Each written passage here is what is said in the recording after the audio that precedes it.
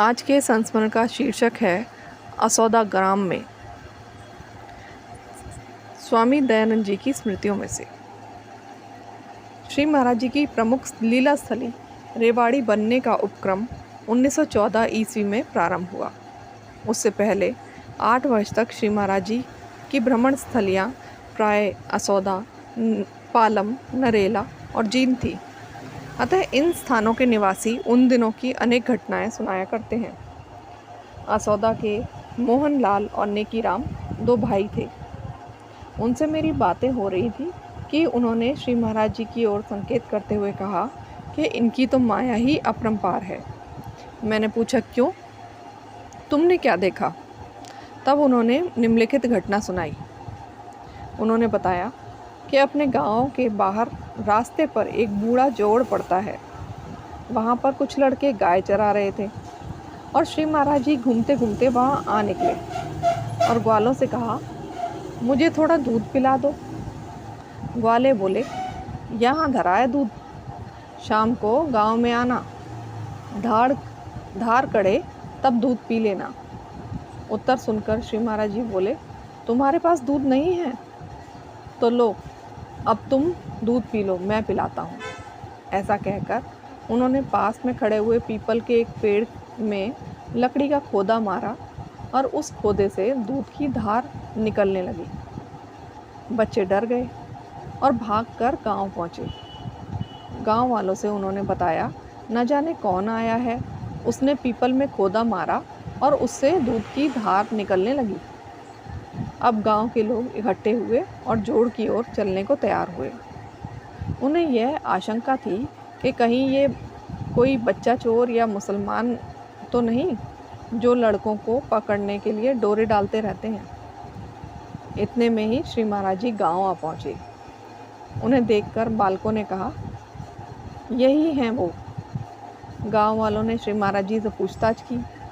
तब उन्हें पता चला कि ये तो साधु महात्मा हैं। इनकी बातों से उन पर बहुत प्रभाव पड़ा। वे इनसे गांव में कुछ दिन ठहरने की प्रार्थना करने लगे। श्री महाराज जी ने उत्तर दिया कि हम ठहर तो जाएंगे, पर ऐसे नहीं, कोई एकांत स्थान मिल जाए तो ठहर सकते हैं। गांव वाले श्री महाराज जी के लिए एकांत स्थान का विचार करने लगे। एक जाट का नौहरा खाली पड़ा था। वह सबने श्री महाराज जी के निवास के लिए निश्चित किया। श्री महाराज जी को भी वह स्थान अनुकूल जचा और वे वहाँ रुक गए। इसी प्रकार एक और घटना का जिक्र है। उन दिनों जाड़ा सा पड़ रहा था। गाजरों की फसल थी, इसलिए श्री महाराज जी प्राय गाजर मंगवा लिया करते थे और बड़े प्रेम से खाया करते थे। गांव वाले भी बड़े उत्साह और प्रेम से श्री महाराज जी की सेवा में गाजरें प्रस्तुत करते थे। एक दिन एक मालिन खादी भर के गाजर लेके आई। उस खादी में प्राय 17 सेर गाजरें थीं। महाराज जी ने सत्संगियों से आपस में कहा, आज खादी रख के बैठ जाओ और श्री महाराज जी जितनी गाजरें मांगे उतनी देते जाओ। श्री महाराज जी ने उनकी बात सुनकर कहा, ठीक है, तो लाओ, आज गाजरों से छका दो। और गाजर भोजन प्रारंभ हुआ। ग्रामीण जन छील छील के गाजर देते जाएं और श्री महाराज जी उनका भोग लगाते जाएं। धीरे धीरे सारी खादी खाली हो गई, उसमें बस एक गाजर रह गई। तब श्री महाराज जी ने कहा, भाई, इस मालिन की खादी तो बिल्कुल खाली मत करो, एक गाजर तो छोड़ दो। वह एक गाजर छोड़ दी गई, उस मालिन के लिए महाप्रसादी के रूप में।